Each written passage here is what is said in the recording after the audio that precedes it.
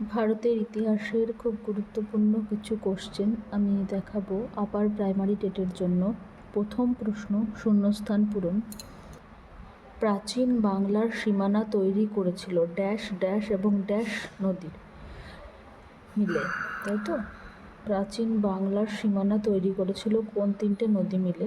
সঠিক উত্তরটা কী হবে? ভাগীরথী, পদ্মা, মেঘনা, নাকি গঙ্গা, ব্রহ্মপুত্র, সিন্ধু, নাকি কৃষ্ণা, কাবেরী, গোদাবরী নদী নিয়ে? তোমরা ভেবে উত্তর দাও। প্রশ্নগুলো কিন্তু আপারের জন্য খুব ইম্পর্ট্যান্ট প্রশ্ন, যেহেতু এটা আমাদের পশ্চিমবাংলার সিলেবাসের বই থেকে দেওয়া হচ্ছে, তাই সঠিক উত্তরটা হবে ভাগীরথী, পদ্মা এবং মেঘনা। ভাগীরথী, পদ্মা এবং মেঘনা নদী নিয়ে কিন্তু বাংলার সীমানা তৈরি হয়েছিল। পরবর্তী প্রশ্ন, সকল উত্তরপথনাথ উপাধি ছিল কার? শশাঙ্কের, হর্ষবর্ধনের, নাকি ধর্মপালের? সঠিক উত্তরটি হবে হচ্ছে সকল উত্তরপথনাথ উপাধি কার ছিল? প্রশ্নটা খুবই সোজা, তোমরা সকলে উত্তর দেওয়ার চেষ্টা করো।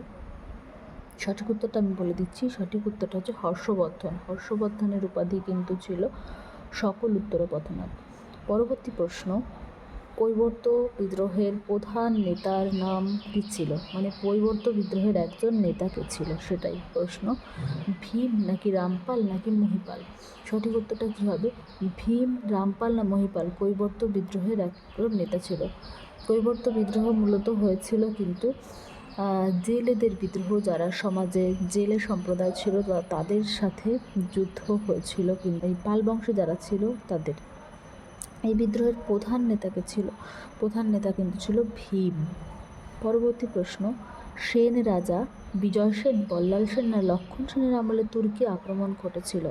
এই প্রশ্নটা খুবই ইম্পর্ট্যান্ট একটি প্রশ্ন।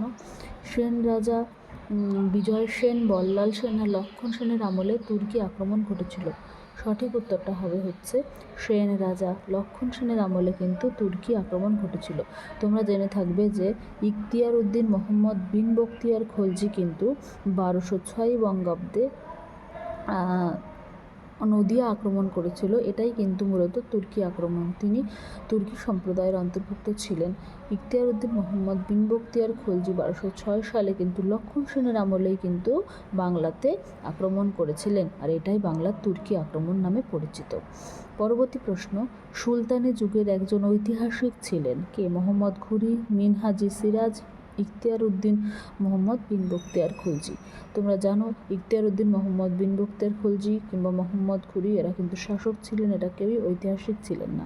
সঠিক উত্তর হচ্ছে মিনহাজ ই সিরাজ সুলতানি যুগের একজন ঐতিহাসিক ছিলেন মিনহাজ ই সিরাজ।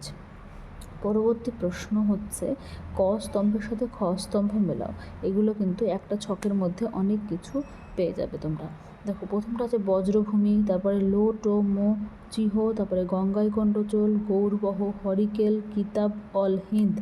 প্রথমটা আছে বজ্রভূমি। বজ্রভূমির সাথে কোনটা মিলবে? এদিকে আছে বৌদ্ধবিহার, আধুনিক চট্টগ্রাম, বাগপতিরাজ, উত্তর রাঢ়, অলবেরুনি, রাজেন্দ্রচোল। বজ্রভূমির সাথে আমাদের মিলবে হচ্ছে উত্তর রাঢ় যে অঞ্চলটা ছিল প্রাচীনকালে, সেটার নাম আগে ছিল কিন্তু বজ্রভূমি। পরবর্তী লো টো মো চিহ, এটা কি ছিল? লো টো মো চিহ ছিল একটা প্রাচীন বৌদ্ধ বিহার। নেক্সট কোশ্চেন, গঙ্গাইকণ্ড চোল কার উপাধি ছিল? এটা কিন্তু একটা উপাধি, এই উপাধিটা কিন্তু খুব ইম্পর্ট্যান্ট। উপাধি ছিল হচ্ছে প্রথম রাজেন্দ্র চোলের উপাধি ছিল গৌরবহ কি হবে?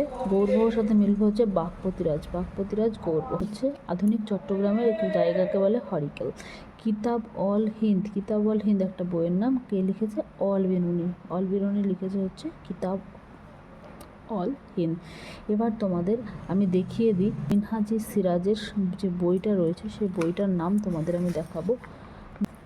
দেখতে পাচ্ছ মিনহাজি সিরাজ। তুর্কি আক্রমণের প্রায় 40 বছর পর ঐতিহাসিক মিনহাজি সিরাজ বাংলায় এসে বখতিয়ার খলজির অভিযানের কাহিনী শুনেছিলেন। তার লেখা তবকাত ই নাসিরি থেকে জানা যায় যে বখতিয়ার খলজি এবং তার তুর্কি বাহিনী ঘোড়া ব্যবসায়ীর ছদ্মবেশে নদিয়ায় ঢুকেছিলেন।